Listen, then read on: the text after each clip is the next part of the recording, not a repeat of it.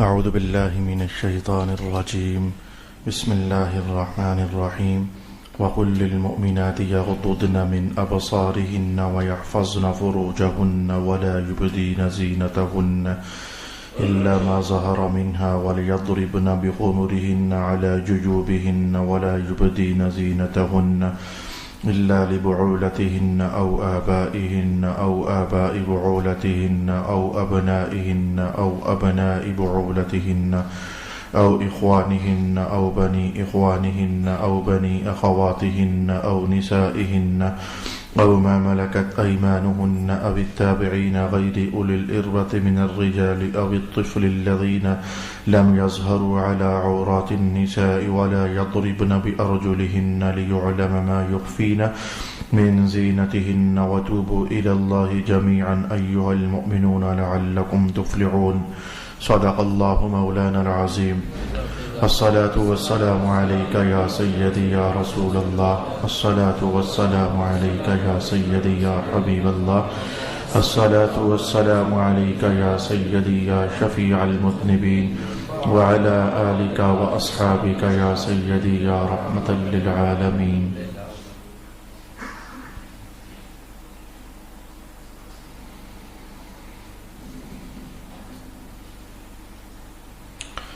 اللہ رب العالمین نے ہم مسلمانوں کی ماؤں، ہم مسلمانوں کی بیٹیوں، ہم مسلمانوں کی بہنوں، ہم مسلمانوں کی بیویوں کی عزت اور آبرو کی حفاظت کی خاطر قرآن حکیم میں یہ تفصیلی ترین آیت نازل فرمائی ہے. آج میں اس آیت کے حوالے سے گفتگو کرنے سے قبل ایک دو جملے بطور ہمبل ریکویسٹ کے عرض کرنا چاہوں گا. میرے پیارے دوستو، اس سے قبل ظاہر ہے کہ معلوم نہ ہونے کی بنیاد پر بندہ بہت ساری غلطیاں کرتا رہتا ہے. علم نہ ہونے کی بنیاد پر کہ اللہ تعالیٰ کا حکم کیا ہے، بندے سے خطائیں سرزد ہوتی رہتی ہیں. لیکن علم آنے کے بعد پھر میرا خیال یہ ہے کہ اصلاح کر لینا اور اپنے گزشتہ گناہوں کی کالک سیاہی اور گند اور غلاظت کو دھو لینا بہت عمدہ ہوتا ہے. شرمندہ ہو جانا اللہ کے دربار میں بہت عمدہ ہوتا ہے، بجائے اس کے کہ اس طرح کے جملے ہم مسلمان لوگ ہی اپنے رب کے خلاف، اپنے رسول کے خلاف کسنے لگ جائیں کہ یہ بہت سختی ہو رہی ہے ہمارے ساتھ، یہ تو زیادتی ہو رہی ہے، یہ کس طرح کا ماحول پیش کیا جا رہا ہے. یقین جان لیجیے میں 100 بار کھاؤں تو 100 بار بھی کھا سکتا ہوں. اللہ کی قسم اٹھا کر کہتا ہوں تمہاری بیٹیاں دوزخ سے یوں ہی محفوظ ہو سکتی ہیں جیسے حضور نے حکم ارشاد فرمایا ہے. ہماری مائیں دوزخ سے تب ہی بچ سکتی ہیں جبکہ رسول اللہ نے جیسے فرمایا ہم ویسے انہیں گھر میں رکھنے کا اہتمام کریں گے. اور ویسے بھی اس سے قبل جیسی زندگی آپ کی گزر چکی ہے، مجھے گن کر آپ ایک فائدہ بھی شمار نہیں کر کے دے سکتے. میری بہنیں بھی، میری بیٹیاں بھی، میری قوم کی جو مائیں ہیں وہ بھی، آج تک جس ماحول سے آپ رہی ہو، جس طرح آپ رہنا چاہتی رہی ہو، آزاد ماحول یا کھلا ماحول، ایک فائدہ بھی گن کر آپ شمار کر کے نہیں بتا سکتی ہو. لیکن جس طریقے سے میرے مصطفیٰ کریم علیہ السلام اور آپ سب کا رب فرماتا ہے کہ ایسے رہنا، اے عورتوں تو میں اللہ کی قسم اٹھا کر کہتا ہوں ہر ادا پر اللہ کی رحمت تمہارا استقبال فرمائے. بات ختم ہے. میں نے 2-4 جملے کہنے تھے اور کہہ دیے. آئے تفصیلی ترین احکام ہم اس آیت کے حوالے سے دیکھنا چاہیں گے. رب کائنات نے جو یہ بات ارشاد فرمائی کہ وَلَا يُبْدِينَ زِينَتَهُنَّ، پہلا حکم خاص جو اس سے پہلا تھا اس پر تو ہم 1-2 نشستوں میں کلام سماعت کر چکے ہیں کہ مسلمان عورتیں اپنی نظریں نیچی رکھا کریں اور اپنی شرمگاہوں کی حفاظت کیا کریں، کیونکہ دیکھنا کسی کو اور چہروں پر نظر کا پڑ جانا، جیسے مرد عورت کو دیکھے تو خالص فتنہ ہی ہے، ایسے ہی عورت مرد کو دیکھے تو اس میں بھی خالص فتنہ ہی ہے. یہ تو میں آپ کو گزشتہ نشستوں میں بیان کر چکا ہوں. آج میں آپ کو یہ کہنا چاہتا ہوں کہ رب کائنات نے جو یہ فرمایا ہے، جملہ توجہ کے ساتھ سننا. میں اس سے بھی اپنی رفتار آہستہ کر لوں گا کیونکہ مقصد یہ ہے کہ بات آپ تک پہنچ جائے. اللہ پاک نے ارشاد فرمایا وَلَا يُبْدِينَ، عورتیں ظاہر نہ کریں، زینتہن، اپنی زینت کو، الا، مگر وہ زینت، ما ظہر منہا، جو خود بخود ہی ان سے ظاہر ہو جائے. 2 طرح کی زینت قرآن پاک نے ارشاد فرمائی ہے. کپڑوں کو بھی قرآن پاک ہی نے زینت قرار دیا ہے. یہ ہم جو کپڑے پہنتے ہیں اگر ہم ننگے ہو جائیں تو بڑی بے حیائی ہو جائے اور ہم شاید مرد ہو کر بھی ایک دوسرے کو دیکھنے میں بڑی شرمندگی محسوس کریں، تو کپڑے بھی ایک طرح کی زینت ہے. یہ قرآن پاک ہی کا بیان ہے.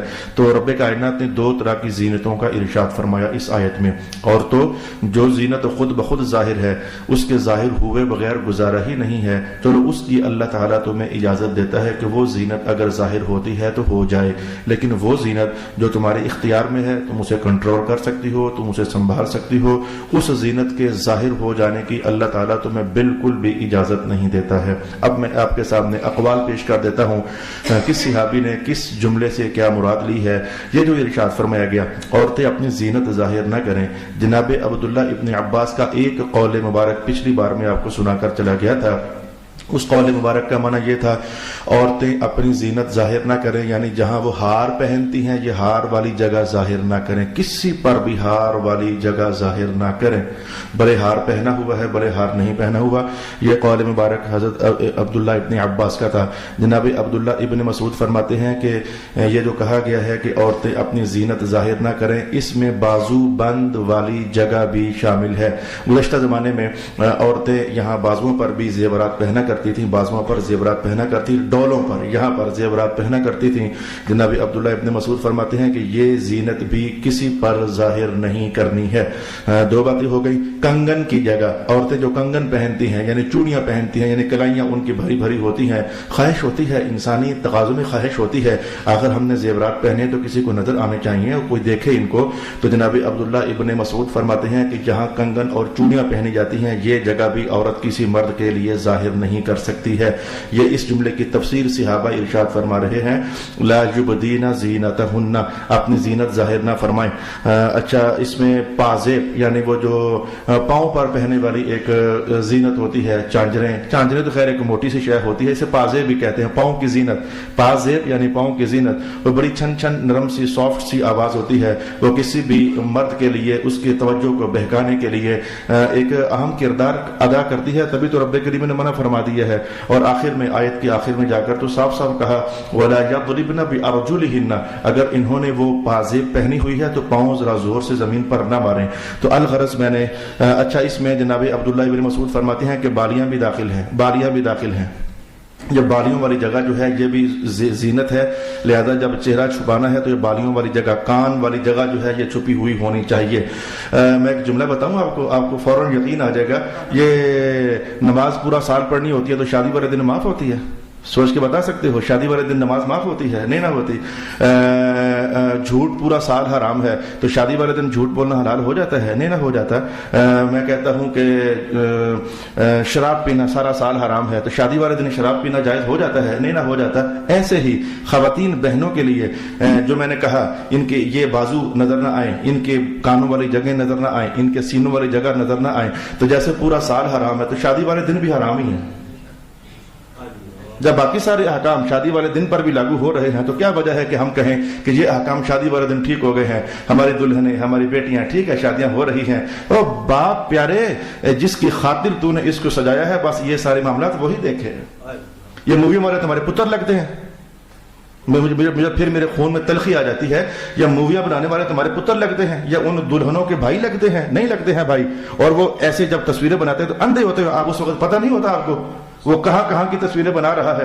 جان بوجھ کر اندھے بنتے تو مجھے اعتراض نہیں ہے، میں نے اللہ کا حکم کھول کر کہہ دیا، آپ غصے ہوتے ہو تو بھی ہو جاؤ، اندھے ہوتے اس وقت وہ کہاں کی موویاں بنا رہے ہوتے ہیں، وہ یہ سینوں کی موویاں بنا رہے ہوتے ہیں، وہ ان کو خود سٹائل بتاتے ہیں کہ بال ننگے کرو، کچھ ایسا کرو، کچھ ایسا کرو۔ تو جیسے پورا سال یہ چیزیں ظاہر کرنا حرام ہے تو شادی والے دن بھی غیر مردوں کے لیے یہ چیزیں ظاہر کرنا حرام ہے۔ مووی والے مجھ سے ناراض ہو جائیں گے، انہوں نے ہمارے کاروبار میں لت مار دی ہے، میں تمہارے کاروبار کو کیا دیکھوں، مجھے اللہ کا حکم کہنا ہے۔ اب اللہ کا حکم کہتے ہو تمہارا خیال کروں کہ اللہ کے حکم کا خیال کروں؟ اور باپوں سے میں کہنا چاہوں گا کہ اس دن کہاں جاتے ہو آپ لوگ، چھوڑ کر کے بیٹیوں کو کہاں چلے جاتے ہو؟ تو الغرض واپس آ جائیں، اتنا ہی غصہ کافی ہے، بیٹیوں کا معاملہ ہے۔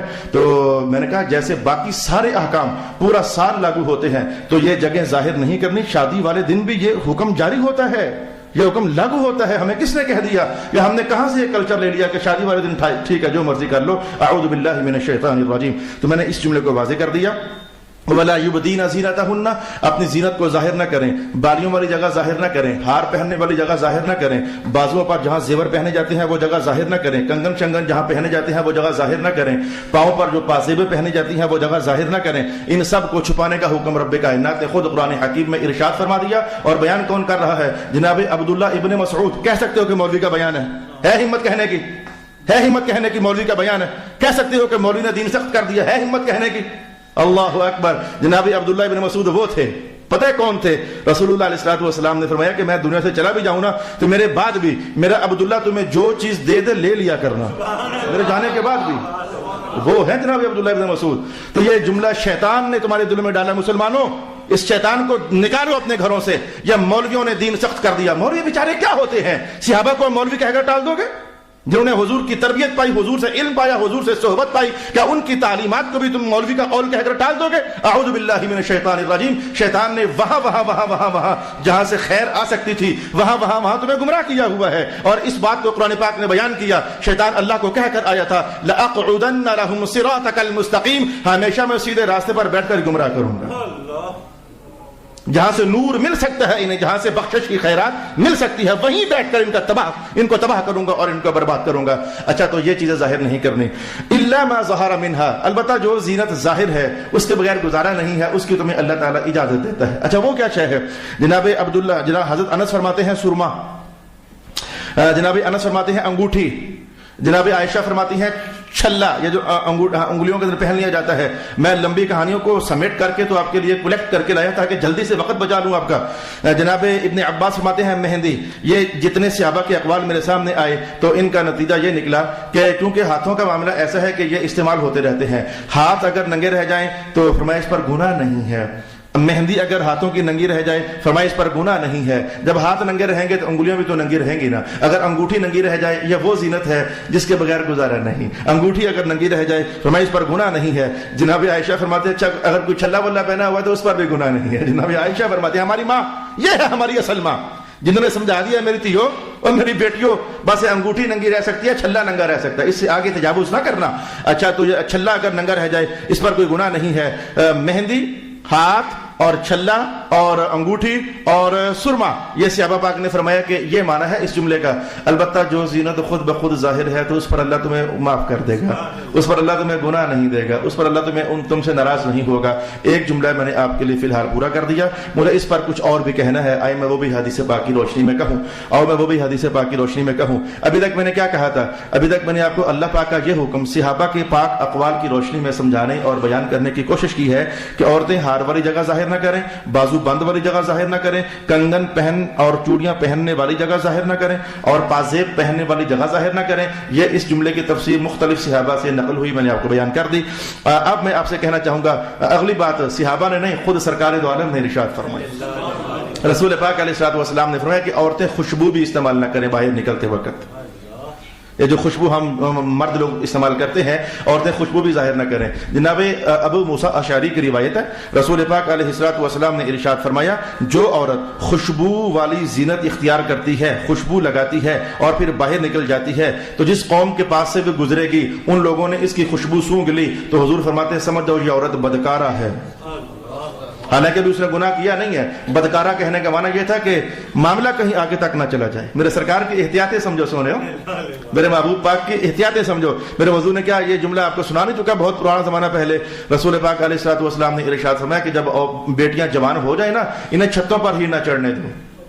حالانکہ چھتوں پر چڑھنا گناہ نہیں تھا لیکن چھتوں پر چڑھو گی تو معاملہ آگے بڑھ سکتا ہے، تو پھر معاملہ آگے بڑھ سکتا ہے. میرے حضور نے پہلے ہی احتیاط لگا دی. جب باپ پردہ چھاتا ہے تو کیا ہو سکتا ہے، لیکن ہمیں چھتوں پر بھی نہ چڑھنے دو تو پھر واپس آ جاؤ. رسول پاک علیہ السلام نے عورتوں کے حوالے سے جہاں یہ چیزیں واضح فرمائی ہیں تو وہاں یہ بات بھی فرمائی کہ یہ خوشبو لگا کر کے باہر نہ نکلا کریں. بیٹی جب آفس جاتی ہے خوشبو لگا کر بتاؤ کس رسول کی تابعداری ہو رہی ہے. اسکولوں میں پڑھانے کے لیے جب ہماری بیٹیاں ٹیچر بن کر جاتی ہیں خوشبو لگا کر جاتی ہیں، بتاؤ کس رسول اللہ کی تابعداری ظاہر ہو رہی ہے. میں تو معلم ماں پر حیران ہوں کہ جس نے قوم کی بچیوں کی تربیت کرنی ہے وہ خود نافرمان ہو کر جا رہی ہے. جس نے قوم کی بچیوں کی تربیت دینی ہے وہ خود نافرمان ہو کر جا رہی ہے. رسول پاک صلی اللہ علیہ وآلہ وسلم کی ایک بار میں نے ضرور برا بن جانا ہے آپ لوگوں کی نظر میں. آپ کہتے ہو کہ یہ کیا مولانا بیان کر رہے ہیں، لیکن یقین جان لو مجھے آپ لوگوں کے اس جملے کی بالکل پرواہ نہیں ہے. رب کائنات کا لومۃ لائم لا یخافون لومۃ لائم، بندگان خدا وہ ہیں جو میرا حکم بیان کریں تو کسی ملامت کرنے والے کی ملاموں سے نہیں ڈرتے ہیں. بہنیں ناراض ہو جائیں گی، خواتین ناراض ہو جائیں گی، بیٹیاں ناراض ہو جائیں گی، ٹیچر ناراض ہو جائیں گی. یہ مولانا کیا بیان کر رہے ہیں، لیکن مولانا مجبور ہیں. مولانا تمہارے بندے نہیں ہیں، رسول اللہ کے بندے ہیں، اللہ کے بندے ہیں. کیا کریں؟ اللہ کا حکم سنانا ہے تو واپس آ رہی. میں نے کہنا چاہا کہ الا ما ظہر منہا, رسول اللہ علیہ الصلوۃ والسلام نے یہاں تک بھی ارشاد فرما دیا. اب میں آپ کو وہ نقش جمیل جو سرکار نے بنایا تھا میں مجبور ہوں وہ کہہ کر بتانے لگا ہوں. رسول پاک علیہ السلام نے اپنے مبارک ہاتھ سے ایک ہاتھ ایسے پکڑ لیا, تصویر بنائی میرے حضور نے, تصویر محسوس کرنا, بالکل ہاتھ سے فوراً آگے ایک مٹھی بھر جگہ حضور نے پکڑ لی, اور پکڑ کر کے حدیث کے الفاظ میں آپ کو بتانا چاہتا ہوں. اور اس کے پیچھے ایک واقعہ ہے. جناب عائشہ فرماتی ہیں کہ میری ایک بھتیجی ہمارے گھر میں آئی. جناب عائشہ فرماتی ہیں میری ایک بھتیجی جو میری ماں کی طرف سے جو بھائی بنتے ہیں جناب عبداللہ بن طفیل, ان کی بیٹی ہمارے گھر میں آئی. تو رسول پاک صلی اللہ علیہ وآلہ وسلم کی خدمت میں جب حاضر ہوئی تو سرکار دو عالم علیہ الصلوۃ والسلام نے اعراض فرما لیا, توجہ پھیر لی. تو کچھ تھا, توجہ پھیر لی, تربیت ہو رہی ہے, تعلیم ہو رہی ہے, تربیت. حضور نے توجہ پھیر لی. جناب عائشہ کہنے لگی حضور میری بھتیجی ہے, حضور یہ میری بھتیجی ہے, آپ نے توجہ پھیری ہے. تو رسول اللہ علیہ الصلوۃ والسلام نے اس موقع پر اپنے مبارک مٹھی سے ایسے ہاتھ پکڑا. جملہ سب باپو سب بھائیوں میرے پیاریوں سنو, جملہ مٹھی سے حضور نے ہاتھ پکڑا اور فرمانے لگے کہ عائشہ جب عورت بالغ ہو جاتی ہے نا تو اس کے لیے جائز نہیں ہے کہ اس سے زیادہ اپنا جسم کھول سکے, بس اتنا کو. اور یہ بھی اس لیے کہ کام کاج کرنے ہیں, کپڑے گندے مندے نہ ہوتے رہیں گھروں کے اندر, برتن دھونے ہیں, جھاڑو دینے ہیں, صفائیاں کرنی ہے, پوچھا کرنا ہے, فرش دھونے ہیں, وغیرہ وغیرہ وغیرہ. تو صرف اتنا, اور وہ بھی گھر کے ماحول کے اندر. یہ گھر کے اندر کی کہانی چل رہی ہے, وہ بھی گھر کے ماحول کے اندر. میں عورت جب جوان ہو جاتی ہے تو وہ صرف اپنا اتنا جسم, یہ میرا خیال ہے کتنا کو بنتا ہوگا, جو میرا کف بھی ذرا اوپر چلا گیا, میرا کف بھی ذرا اوپر چلا گیا, یہ انتہائی کم. اور وہ بھی میں نے آپ کو بتا دیا گھروں کا کام کاج کرنے کے حوالے سے رسول پاک صلی اللہ علیہ وآلہ وسلم نے اجازت فرمائی. میں حدیث کا متن پورا کر دوں تاکہ برکت حاصل ہو جائے. رسول اللہ علیہ الصلوۃ والسلام نے فرمایا کہ جب عورت بالغ ہو جائے تو اس کے لیے جائز نہیں ہے کہ وہ اپنے چہرے کے سوا اپنے جسم کو ظاہر کرے یا اس سے زائد حصہ ظاہر کرے. پھر یہ کہہ کر آپ نے اپنے بازو پر مٹھی رکھی, اپنی مٹھی اور ہتھیلی کے درمیان ایک مٹھی کا حصہ چھوڑ دیا, اتنا حصہ چھوڑ دیا. اس حدیث کو پڑھنے کے بعد ایک بہت مغالطہ سامنے آ سکتا ہے, میں اس کو واضح کرنا چاہوں گا.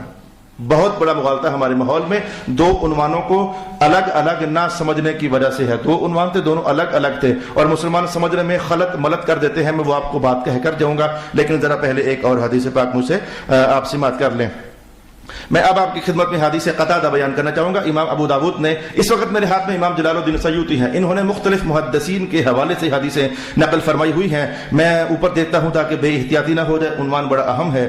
جناب قتادہ فرماتے ہیں کہ رسول پاک صلی اللہ علیہ وسلم نے ارشاد فرمایا جب بچی بالغہ ہو جائے. حدیث غور سے سننا, پھر میں آپ کے سامنے مغالطہ لاؤں گا, اور مغالطہ لانے کے بعد دونوں باتوں کو کھولنا چاہوں گا. حدیث غور سے سننا. جب بچی بالغہ ہو جائے تو مناسب نہیں ہے کہ اس کے چہرے اور ہاتھوں کو جوڑوں تک کے علاوہ اس کا کوئی حصہ دیکھا جائے. ہاتھوں کو دیکھ لیا جائے, یہاں تک گزارا ہے. چہرہ کھل جائے, یہاں تک گزارا ہے. اس سے زیادہ جسم نہیں کھلنا چاہیے. حدیث پوری ہوئی. مغالطہ کیا ہے؟ اس کا مطلب چہرہ ننگا رہے. پچھلی حدیث میں نے کہی آپ کے سامنے, پھر سن لو, توجہ کے ساتھ بات سن کر جانا. کم از کم جو 1000-2000 آئے ہوئے ہو بات کو سمجھ کر جانا. یہ اللہ والوں پہلی بار, اور ایک بار پہلے کوئی میں نے سورۃ نور سنائی ہے, لیکن اب کہ میں زیادہ توفیق مانگ رہا ہوں اللہ تعالیٰ سے, میں زیادہ ڈیپلی جا کر کے ان باتوں کو آپ کے سامنے بیان کروں. ایک حدیث میں نے ابھی ابو داؤد کے حوالے سے آپ کو سنائی کہ جب بچی بالغہ ہو جائے تو اس کے ہاتھوں اور چہرے کے علاوہ کسی حصے کی طرف نہ دیکھا جائے. تو کیا چہروں کو دیکھتے رہو؟ حالانکہ چہروں کو نہیں دیکھنا, کیونکہ رب کائنات نے منع کیا. ادھر کی نظر ادھر نہ جائے, ادھر کی نظر ادھر نہ جائے. اچھا, تو جو پچھلی حدیث میں نے آپ کو بتائی تو وہاں بھی حضور پاک نے یہی فرمایا کہ اپنے چہرے کے سوا اور ایک مٹھی بھر جگہ کے سوا اس کا جسم کھلا نہیں رہنا چاہیے. تو کیا چہرہ کھلا رہنا چاہیے؟ یہ ہے ایک بہت بڑا مغالطہ. دو عنوان ہیں, دونوں الگ الگ ہیں. یہ حدیثیں پڑھ کر نا آپ میں سے کئی لوگ پریشان ہو جاتے ہو. پریشان کیا ہوتے ہو؟ ہمیں برا کہتے ہو. حضور پاک نے اجازت دی ہے, مولوی لوگ سختی کرتے ہیں, آپ ہمیں برا کہنے لگ جاتے ہو. یہ دو عنوان ہیں, دونوں کو الگ الگ سمجھو. ایک ہے جسم گاہ کا شرمگاہ ہونا, اگر کھل گیا تو گناہ ہوگا. آپ سب سے پہلے جس کو آپ شرمگاہ سمجھتے ہو ذہن میں ایک بار رکھ لو, نظر ذہن میں ایک بار وہی رکھ لو. شرمگاہ, اس کو کھولنا حرام ہے, کسی کی نظر اس پر نہیں پڑنی چاہیے. مرد کی شرمگاہ بس اتنی ہی ہے جتنی میں نے دنی سے لے کر, ناف سے لے کر گھٹنوں تک, یہ مرد کی شرمگاہ ہے. اوپر والا حصہ کھلا رہ سکتا ہے, گھٹنوں سے نیچے والا حصہ بھی کھلا رہ سکتا ہے. عورت کی شرمگاہ کیا ہے؟ ہاتھوں کے علاوہ چہرے کے علاوہ اور پاؤں کے علاوہ سارا جسم شرمگاہ ہے. تو یہ جو حضور پاک نے فرمایا، اچھا شرمگاہ ہے معنی کیا ہے؟ جملے کا تفصیل سن لو. شرمگاہ ہے اس کا معنی کیا ہے؟ معنی یہ ہے کہ ہاتھ کھلے رہیں تو شرمگاہ کھلے رہنے والا گناہ نہیں، کیونکہ یہ شرمگاہ نہیں. چہرہ کھلا رہے تو شرمگاہ کھلا رہنے والا گناہ نہیں، کیونکہ یہ شرمگاہ نہیں.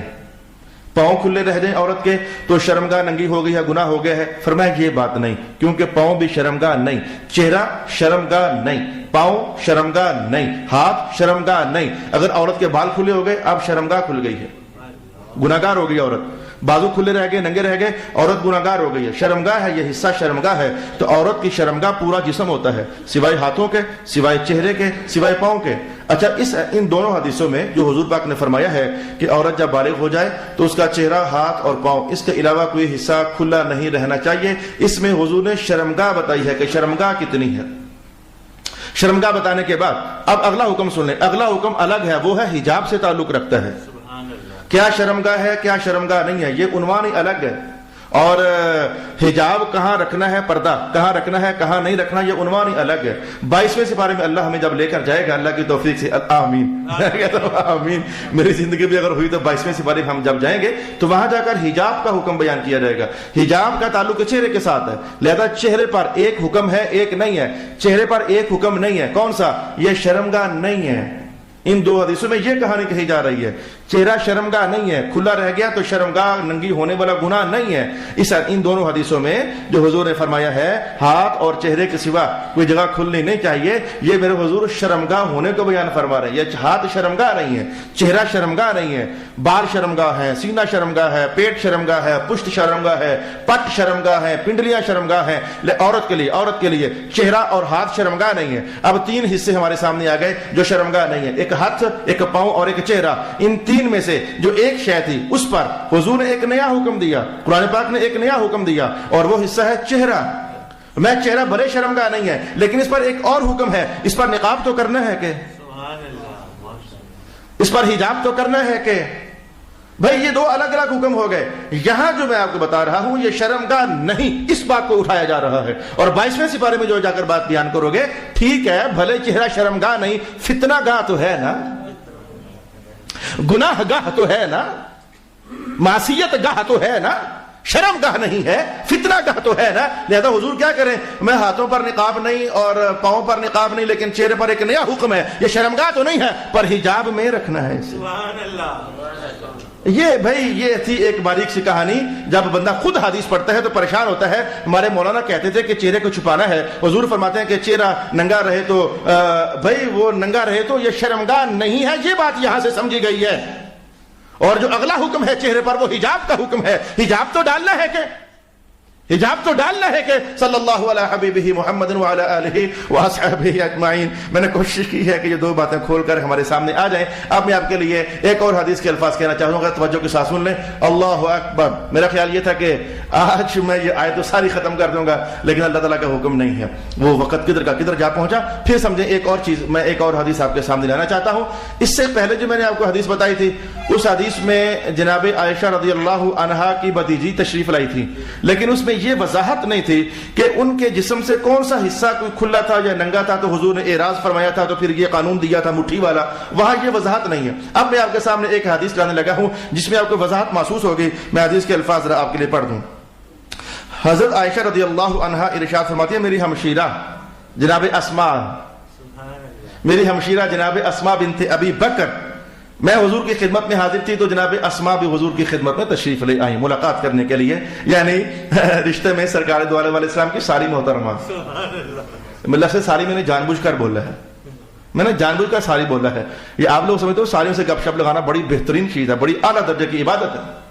اور ساریاں بھی سمجھتی ہیں کہ اپنے ان کے ساتھ نا کھلی گپ شپ لگانی چاہیے. اور ذرا میں آپ کے سامنے اس حدیث کو بیان کرنا چاہوں گا. صلی اللہ علیہ حبیبہ محمد وآلہ وسلم. تو جناب اسماء کے جسم پر جو اس دن کپڑا پہنا ہوا تھا تو وہ درجے میں ذرا باریک تھا، بہت ہی نفیس درجے کا باریک کپڑے. آ جائیں اس دور میں ہاتھوں کی کھڈیوں سے بنے ہوئے کپڑے تھے، وہ سوچ لو کتنا کو باریک ہوتا ہوگا. سوچ لو ذرا. میں کہتا ہوں کہ یہ بوڑھے شخص بیٹھے ہوئے ہیں، نفیس کپڑے تو انہوں نے آج دیکھے ہیں، ان کی پرانی زندگی پتہ کرو ذرا. اتنے پتلے کپڑے جتنے آج ہے پہلے کبھی ہوتے تھے؟ یہ کہیں گے نہیں. ہاتھوں سے بنے ہوئے کپڑے کتنے کو پتلے ہو سکتے ہیں یار. تو جناب عائشہ فرماتی ہے کہ اسماء آئیں, ان کے جسم پر باریک کپڑے تھے, تو رسول پاک علیہ الصلوۃ والسلام نے توجہ ہٹا لی. نہیں, سالم محترمہ ہے جناب, حالانکہ رسول اللہ علیہ وسلم نمونہ ہے نا, لقد کان لکم فی رسول اللہ اسوۃ حسنہ, ہر ایک کے لیے حضور کی شخصیت میں ہم نے نمونے رکھے ہوئے ہیں. سارے سالیاں بھی سنیں اس بات کو, اور بہنوئی شہنوئی بھی اس بات کو سنیں. تو آپ نے اعراض فرما لیا, فرمایا اعراض فرمانے کے بعد آپ نے جملہ فرمایا اسماء, فرمایا اے اسماء, انہوں نے ڈائریکٹ جناب اسماء کو مخاطب کیا, اے اسماء جب عورت بالغ ہو جائے تو اس کے لیے جائز نہیں ہے کہ اس کے جسم کا کوئی حصہ دکھائی دے. دور حاضر میں اس حدیث کو امپلیمنٹ کرو ذرا. اتنے باریک کپڑے کے بازو ننگے ہو رہے ہیں, بلکہ بازو ننگے کیا, بازو اتار ہی دیے جا چکے ہیں. اب تو سلیو لیس کپڑے پہنے جاتے ہیں. بیچنے والوں تم بھی اللہ سے ڈرو, بنانے والوں تم بھی اللہ سے ڈرو. مجھے یہ کہنے میں کیا حرج ہے, تم نہ بناؤ نہ بیچو تو نہ آگے کوئی پہنے, تم نہ بیچو نہ بناؤ تو نہ کوئی اس کو پہنے. اچھا, تو جیسے رات کو موسیٰ علیہ السلام نے بیان کیا تھا کہ فرعون مجھ پر احسان جتلاتا ہے, رات کا سبق سننے والوں, فرعون مجھ پر احسان جتلاتا ہے کہ میرے گھر میں پلتا رہا ہے, وہ تیرا میں نے تھوڑا کھایا, اپنی قوم کا کھایا ہے, تیرا تھوڑا کھایا, تو نے میری قوم کو غلام بنایا ہوا تھا, انہیں کا مال تو نے ہڑپ کیا ہوا تھا, میں نے تو ان کا مال کھایا ہے, تیرا مال تھوڑا کھایا ہے. اچھا, یہ رات کی کہانی جو آئے تھے یہ اشارہ ان کے لیے, سب کے لیے اشارہ نہیں ہے. تو جائز نہیں ہے کہ اس کے جسم کا کوئی حصہ دکھائی دے, مگر یہ کون سا, اور اپنے چہرے اور ہتھیلی کی طرف اشارہ کر دیا, مگر یہ اگر کھل گیا ہے تو شرمگاہ نہیں ہے, گناہ نہیں ہے. لیکن نقاب اور حجاب یہ عنوان الگ ہے, میں نے پہلے کہنا چاہا. تو پتلے کپڑے پہننے پر رسول پاک علیہ الصلوۃ والسلام نے توجہ ہٹا لی, حضور نے توجہ پھیر لی. کوئی بھی امتی خاتون چاہے گی کہ میرے نبی مجھ سے توجہ پھیر لیں, اتنا جواب دے دو مجھے بس. جیسے امتی مردوں میں سے کوئی چاہے گا کہ میرے سرکار میری طرف توجہ ہی نہ کریں یار, وہ دن آخری دن نہ ہو زندگی کا جب حضور کی توجہ سے آؤٹ ہو جائے. کوئی خاتون امت یہ پسند کرے گی کہ اس کے نبی توجہ پھیر لیں, اور پھر جب حضور نے اتنی بات, یہاں اتنی بات ہے. اب میں ایک اور مقام سے ایک حدیث آپ کے سامنے پڑھنا چاہتا ہوں اسی عنوان کو مزید کھولنے کے لیے. قال النبی صلی اللہ علیہ وآلہ وسلم رب کاسیات عاریات لن یجدن رائحة الجنہ او کما قال رسول اللہ صلی اللہ علیہ وآلہ وسلم. سرکار دو عالم علیہ السلام نے فرمایا کہ کتنی عورتیں ایسی ہوتی ہیں, ربا, کتنی عورتیں ایسی ہوتی ہیں, ربا, بہت ساری عورتیں ایسی ہوتی ہیں. ہوتا ویسے انشاء تقلیل کے لیے ہے, لیکن یہاں پر انشاء تقصیر کے لیے ہے. یہ جملہ آپ کا نہیں ہے, یہ میں نے جن کو بتانا تھا بتا دیا. ربا انشاء تقلیل کے لیے ہوتا ہے, لیکن کبھی کبھی انشاء تقصیر کے لیے بھی ہوتا ہے. یہ انشاء تقصیر کے لیے ہے. آج کل میرے بچے اسٹوڈنٹس یہی لیسن پڑھ رہے ہیں میرے پاس, یہ ربا, ہاشا, خلا, مز, منزو, آج کل یہ بحثیں میرے بچے پڑھ رہے ہیں. تو رسول اللہ علیہ السلام نے فرمایا کہ بہت ساری عورتیں ایسی ہیں وہ کپڑے پہنتی ہیں لیکن پھر بھی ننگی ہوتی ہیں. میرا تو خیال یہ ہے کہ اس جملے کو مزید کھولنے کی ضرورت ہی نہیں ہے. کپڑے پہنے ہوتے ہیں لیکن پھر بھی ننگی ہوتی ہے, مانا کیا ہوگا, بری کپڑے جس میں سے اندر کا جسم کے اعضاء ظاہر ہو جائے, اس میں نماز بھی نہیں ہوتی, شرمگاہ کھل گئی. آج تک کسی سے نہیں سنا, میری کوئی ذمہ داری نہیں ہے, نہیں سنا نا, میں کیا کروں, نہیں سنا تو میں کیا کروں. آپ کی ذمہ داری آپ نے کیوں نہیں پڑھا؟ اب جہاں جہاں جہاں جہاں زندگی گزار کر آئے ہو وہاں کے خطیب کی ذمہ داری تھی آپ کو بتاتا, وہاں کے عالم کی ذمہ داری تھی آپ کو بتاتا. اب میرا کیا قصور ہے کہ ہم نے اس سے پہلے کبھی نہیں سنا. اچھا, تو سنا کہ بہت ساری عورتیں کپڑے پہنے ہیں لیکن ننگی ہیں. حضور ناراض ہو گئے, نماز نہ ہوئی, یہ نہ ہوا, وہ تو بحث الگ ہے. حضور ناراض ہو گئے, ناراض ہو کر یہ جملہ مبارک زبان سے نکل گیا, لن یجدن رائحة الجنہ. حالانکہ اس کے ساتھ ایک اور جملہ ہے, حالانکہ جنت کی خوشبو 500 سال پہلے ہی سے آ جاتی ہے. جنت میں داخل ہونے سے پہلے ہی جنت کی خوشبو آ جاتی ہے, 500 سال کی مسافت پہلے ہی سے اتنی خوشبو تیز ہے جنت کی. لیکن فرمایا کہ یہ عورت جنت کی خوشبو بھی نہیں سونگھ سکے گی. جنت تو جنت, جنت کے قریب بھی اسے نہیں آنے دیا جائے گا. 500 سال تو کم از کم دور ہٹا دی گئی نا. کر لو فیشن, بڑا مار کا مارا ہے آپ لوگوں نے بڑا مار کا مارا ہے, اپنے جسم دکھا کر بڑا مار کا مارا ہے آپ لوگوں نے. کر لو فیشن. اب یہاں رک کر کے ہمیں گالیاں دو گی آپ, ہم مولاناؤں کو برا کہو گی آپ, اور اپنے رسول کو تو کچھ کہنے کی آپ میں ہمت نہیں, کافر ہو جاؤ گی. ہے ہمت تو اپنے رسول کے خلاف جملہ بولنے کی؟ اپنے رب کے خلاف جملہ بول نہیں سکتی, کافر ہو جاؤ گی. کہہ لو برا ہمیں آپ کہ مولانا سختی کر رہے ہیں. مولانا نہیں, رسول اللہ کا فرمان آپ کو سنایا ہے میں نے. رب کاسیات عاریات لن یجدن رائحة الجنہ. بہت ساری عورتیں ہیں جنہوں نے کپڑے پہنے ہوئے لیکن پھر بھی ننگی ہے. اللہ اکبر، وہ جنت و جنت کی خوشبو بھی نہیں سونکھ سکیں گی. او کما قال رسول اللہ صلی اللہ علیہ وآلہ وسلم. آیت پھر بھی ختم نہیں ہو سکی ہے، مجھے اس آیت پر پھر کچھ کہنا ہے، اور ابھی ہے، وہ نہیں سمجھ سکا تبھی تو مجھے پھر اس پر کچھ کہنا ہے. آئندہ کے لیے پھر تیاری کر کے آئیں. ابھی تک میں آپ کو صرف اتنا کہہ سکا ہوں، رب کائنات نے فرمایا قل للمؤمنات یغضضن من ابصارهن. محبوب آپ اپنے مومن عورتوں کو حکم ارشاد فرما دیں کہ اپنی نظروں کو نیچے رکھا کریں. وَيَحْفَظْنَ فُرُوجَهُنَّ، اور اپنی شرمگاہوں کو محفوظ رکھا کریں. وَلَا يُبْدِينَ زِينَتَهُنَّ، اور اپنی زینت کو ظاہر نہ کیا کریں. میں نے آپ کو سمجھا دیا وہ جگہ کون سی ہے. الا ما ظہر منہا، البتہ جو حصہ خود ہی کھلا ہوا ہوتا ہے، جیسے میں نے آپ کو بتا دیا کپڑے ہو گئے. اب ان کو کپڑوں کو بنا کیا چھپائے، یا پھر جیسے ہاتھوں کی مہندی ہو گئی، یا پھر ہاتھ ہو گئے، یا پھر پاؤں ہو گئے، جو یہ ہیں اگر یہ ظاہر ہو گئے ہیں تو اللہ تعالیٰ ان کو گناہ نہیں دے گا، ان سے ناراض نہیں ہوگا، اللہ انہیں معاف فرمائے گا. ابھی آیت کی صرف 2 لائنیں ہوئی ہیں، 6 لائنیں باقی ہیں. اگلی نشست میں اللہ کے فضل سے ہم باقی 6 لائنوں کے احکام بھی سیکھنے کا اہتمام کریں گے. وآخر دعوانا الحمدللہ رب